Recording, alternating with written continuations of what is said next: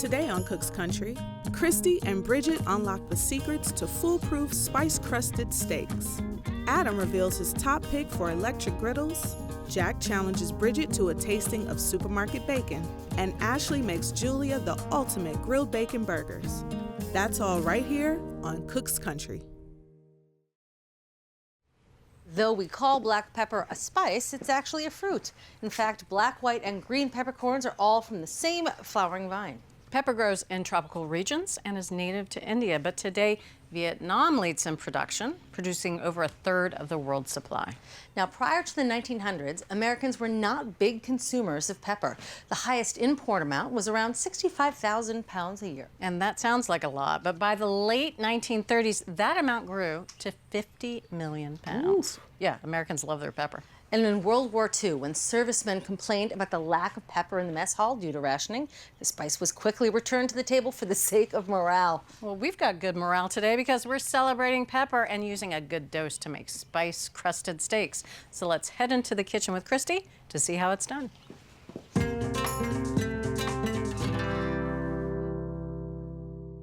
You want to cook a steak? Well, what do you want? You want it to be tender and juicy and full of beef flavor. Well, you can't beat a ribeye for the job, and it comes from the cow just on the top part of the rib right behind the shoulder. Now, I like to think of it as a miniature prime rib. It's that good. But Christie's here. She's going to show us how to gussy it up a bit. Right. We're going to come up with a really great spice blend that's going to stay on the steaks and it's not going to burn when we cook them. Great. So these are 2 1-pound boneless ribeye steaks. They're 1.5 inches thick, and that's really important so that they'll cook evenly. There's a lot of fat going through the ribeye, and that's great, and you'll see the pockets of fat inside. We don't have to worry about those. It's fat that's on the outside. These are very nicely trimmed already. Beautiful. You just want to make sure there's not more than about 1/8 of an inch of fat along the outside of the steak. So we can go right to the spice blend. Good. Now, we wanted to grind our own pepper, but we found if we used a pepper mill, it often ended up too fine, and it would burn. So we're going to crush our own. I have a Ziploc bag, 1 tablespoon of peppercorns. Now here's the fun part. I'm just gonna rock and roll.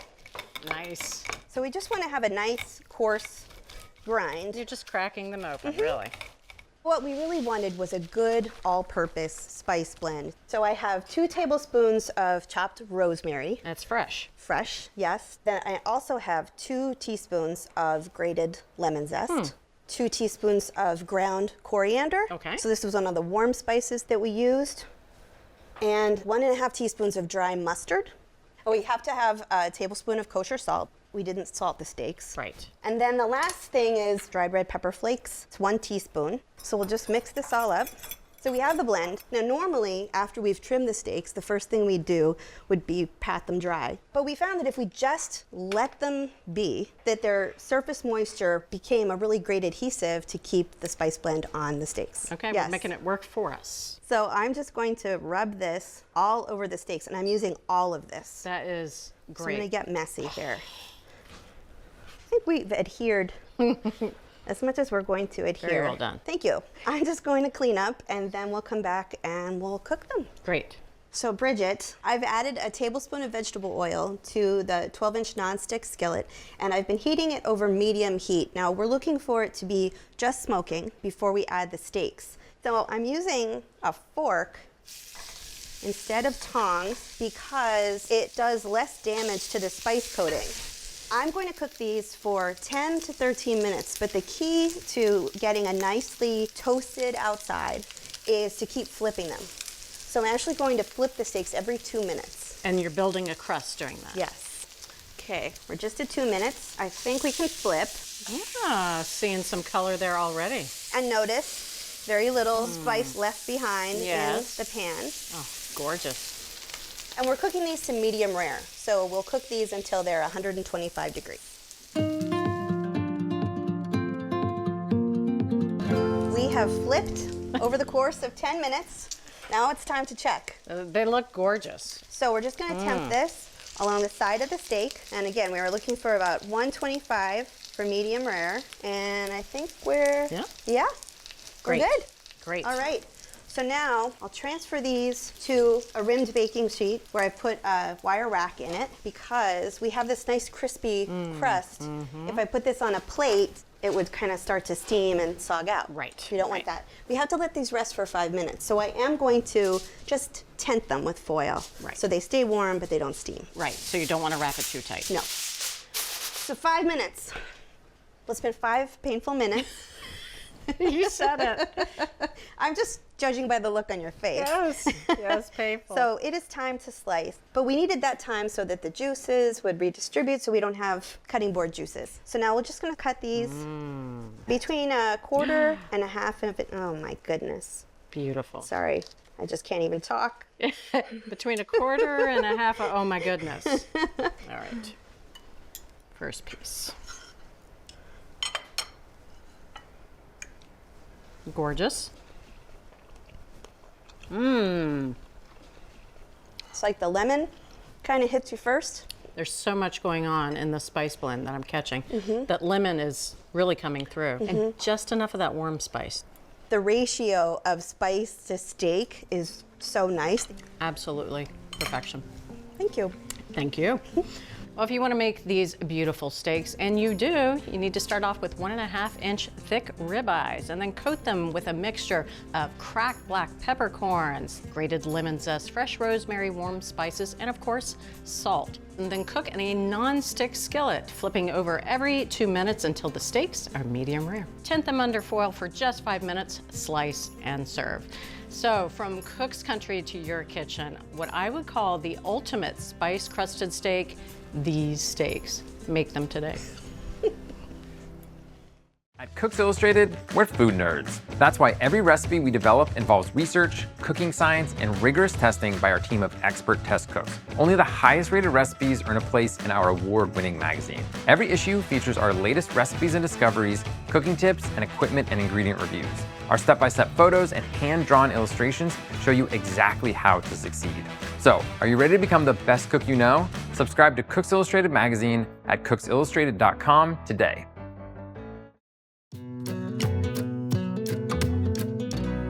Using an electric griddle is a great way to take the pressure off your stovetop when cooking for a crowd. And today, Adam's going to tell us which brand is best. When I was a kid and the electric griddle came out, it was always a joyous event because it meant that the pancakes were not far behind. Yes. We put together this test of 6 different electric griddles. The price range was $29.99 to $99. Ooh. And we tested them by making buttermilk pancakes, French toast, and burgers.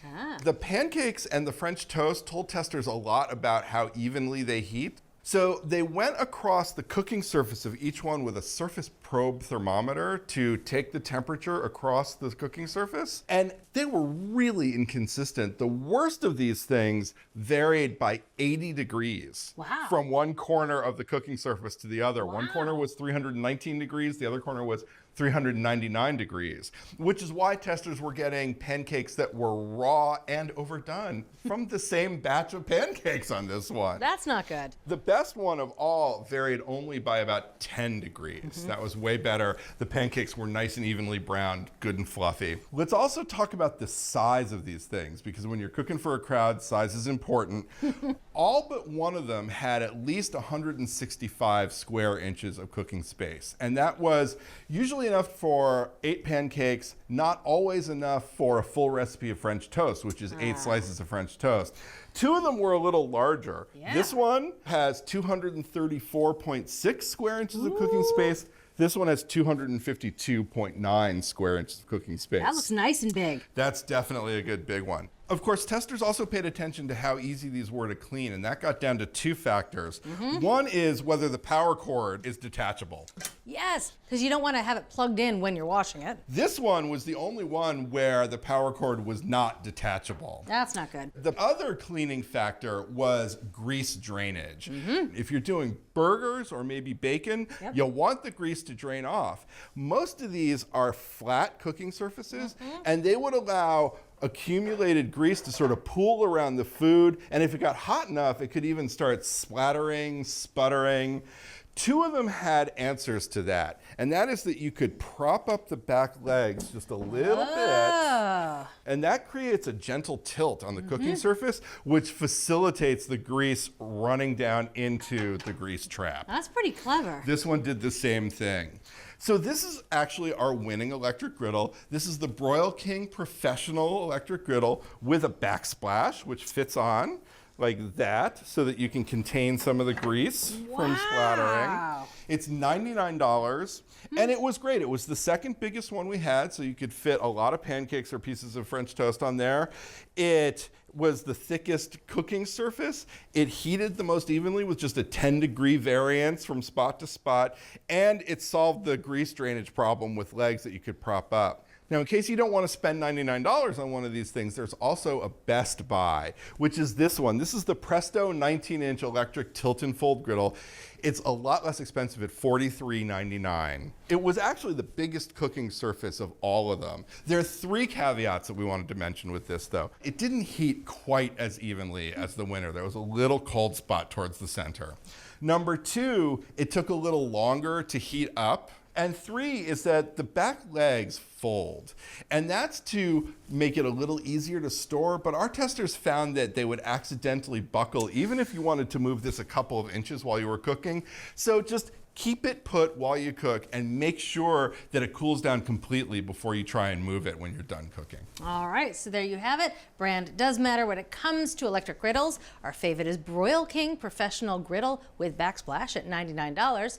Or there's our best buy, which is a Presto 19-inch electric tilt and fold griddle at $43.99.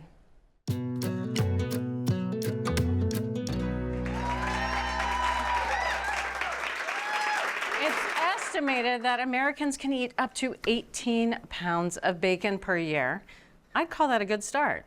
So Jack's here. He's going to tell us which supermarket bacon is best. I've known Bridget 20 years. If I had to sort of describe Bridget's food preferences to a stranger, I would begin the list with bacon. Sure. I think that's fair enough. I might end the list with bacon as well. So this is a mix of regular and thick cut. Okay. I brought 3 samples. You can just get in there and start munching. Must I? Yeah. You know, it's bacon. They're all going to be delicious. Some are going to be a little saltier. Some are going to be a little sweeter. Some of them may have natural smoke. Some of them may have artificial smoke. The biggest thing you're going to notice is because it's a mix of regular bacons, which are roughly 2 to 2.5 millimeters in thickness, as opposed to the thick cut, which is somewhere between 3.2 and maybe getting closer to 3.8 millimeters thick, is that there are textural differences. It is crispier versus chewier. The thicker cut holds onto more moisture. The lean protein has a lot of water in it, and it is less likely in a thick slice to evaporate. And so it's less brittle and crumbly and more like, you know, got a tug at it. Right. Which some people love. I will tell you right now, half of the studio audience picked our top-rated regular bacon. The other half picked our top-rated thick-cut bacon. Oh, really? So, and nobody else picked the ringer that's in here. Well, it's not a ringer. Turkey bacon, is it? It's not turkey Okay. bacon. It's just, it was the least favorite of all the bacons in here. There is, believe it or not, in my research, a real Oscar Mayer. He was an immigrant from Germany who was the first person to sort of turn the slicing and packaging into a business. There were a couple of people who had the idea before he did, but he was the one who really took it and ran. It made bacon so much more accessible to Americans, and bacon consumption went up. This was in the 1920s. Before that, you bought slabs and you cut them at home. They weren't that well preserved. I mean, this packaging keeps things fresh until you open them. And of course, you can get much thinner when they're sliced by machine than by hand. Sure. So anything that you're liking here? Yes. Anything you're loving? Yeah, I mean, this tastes very familiar to me. I actually like the fact that it's not too thin. I like the fact that it still feels quite greasy. It should. It's bacon.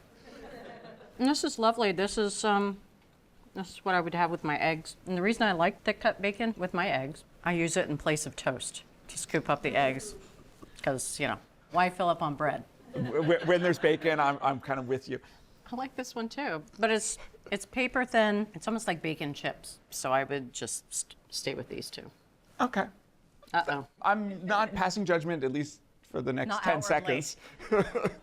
Where would you like to go? I'm going to go with this one, which I think was a mistake. No, it was not a mistake. This is Oscar Mayer regular bacon. It was our overall favorite. It's familiar to me. It was our favorite of the regular bacons. Half of the audience chose it as their favorite. And it is very classic, perfectly balanced of salt and sweet and porkiness. It reminds me of the BLTs my mom used to make. All right, where do you want to go next? Let's go down here to the thick cut one. And this is Oscar Mayer thick cut. This was the runner-up in our thick cut. I wanted you to see both of the Oscar Mayer products. We liked a brand called Sugardale, was our #1 choice among the thick cut, but I wanted you to sort of see the two Oscar Mayers. The other half of the audience, this is what they picked. Right, and this is? It's not bad bacon, but nobody gave it its top choice. Okay. It's still bacon. It was really thin, and it seemed less substantial. It's gossamer thin. Well, I learned I really like bacon. I think we knew that already. So if you like bacon, why not get the winner? It's Oscar Mayer Naturally Hardwood Smoked Bacon. And it's $6.99 for a 16-ounce package. Love what you're watching? Take your cooking to the next level with our Essential membership. Get instant access to thousands of recipes, tips, techniques, product reviews, and step-by-step videos. Our Members app allows you to search by ingredient, set dietary preferences, and save your favorite recipes. For those looking to level up, our newest feature, ATK Classes, offers more in-depth instruction led by ATK experts so you can gain greater confidence in the kitchen. Start your free trial by visiting the App Store or going to americastestkitchen.com/YouTube today.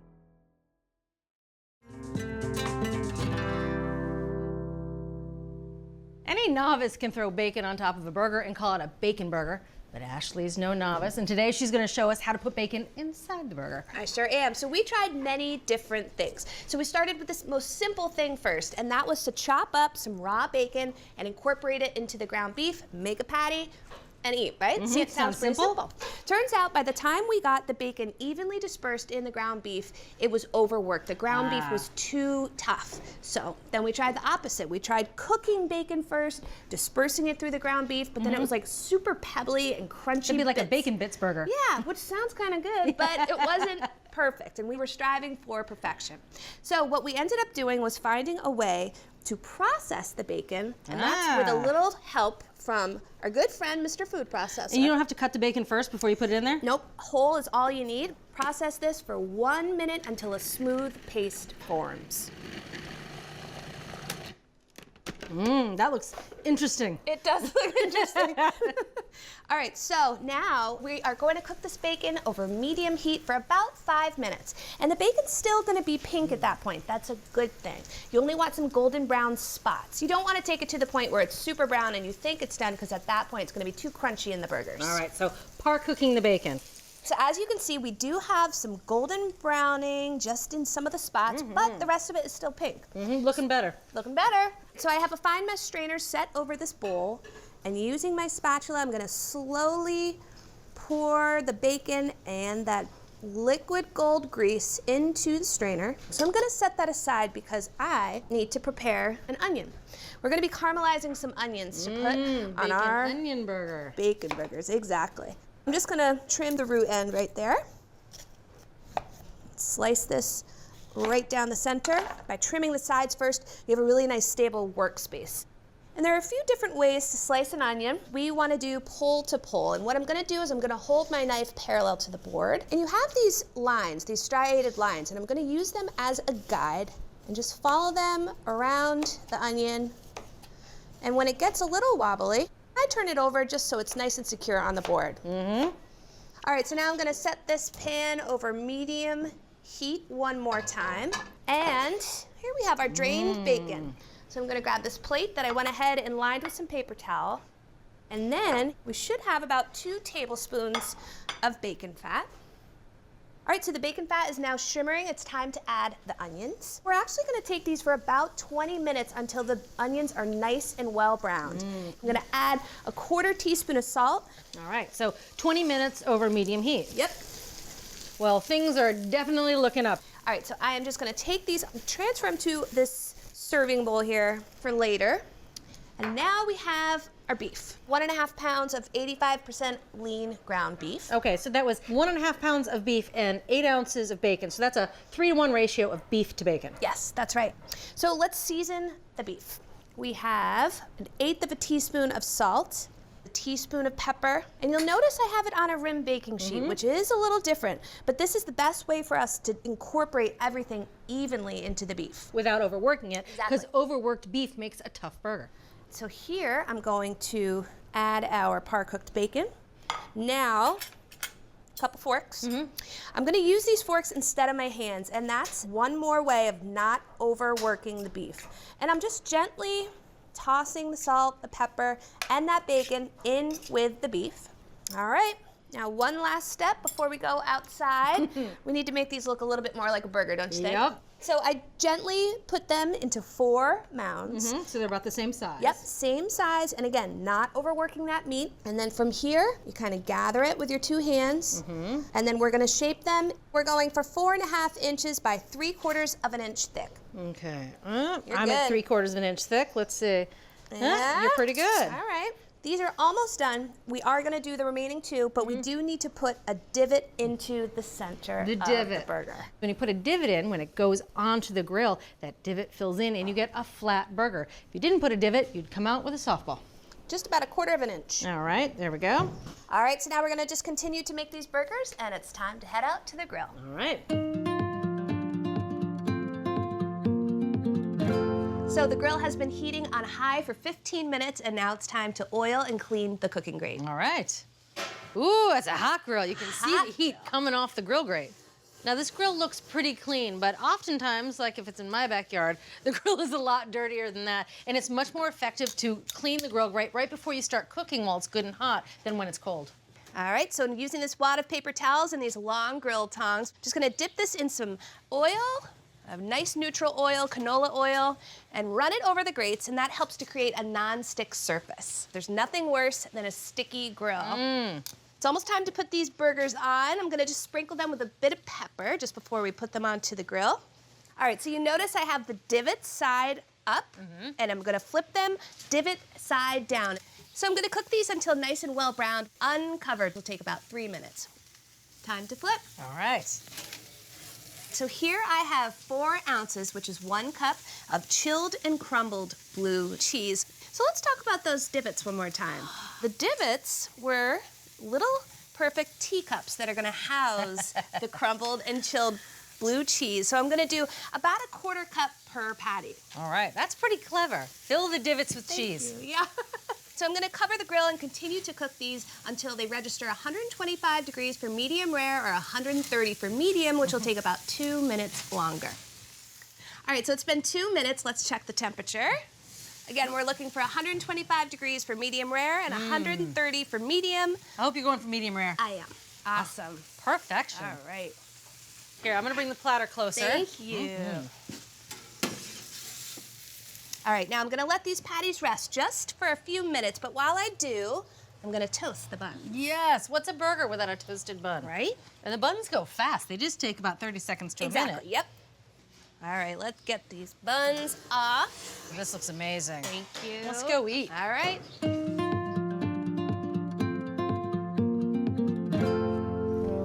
Ashley, these look amazing. I'm so excited. All right, no more talking, let's get eating. All right, I'm gonna grab a bun. Oh yeah, baby. Oh, oh. Don't skimp on the onions on top. Okay. Because we're not gonna put ketchup or mustard on this burger. It's too beautiful and wouldn't go with the blue cheese. The onions take the place of any other condiment. This looks like what I call a shirt killer. Yeah. Yeah, that's all right. Whoa. The bacon is in every bite, but it's not overpowering. The whole thing just kind of melts in your mouth. It really does. And it's bacon and beef and blue cheese and onions. Ashley, these are something else. Well done. Thank you. So to make the ultimate bacon burgers, start by grinding 8 ounces of bacon in a food processor to a fine paste. Then cook it quickly in a skillet and mix with 1.5 pounds of ground beef. Shape the burgers, pressing a divot into the centers, and grill over a hot fire. Fill the divot with blue cheese while it's still on the grill, and serve with caramelized onions and toasted buns. From Cook's Country, the ultimate recipe for bacon burgers. Oh, I'm in the heart of it now. If you're ready to take your cooking to the next level, head over to americastestkitchen.com and get a free trial of our ATK Essential membership. While you're there, you can sign up for our free email newsletters and download our app. So, what are you waiting for?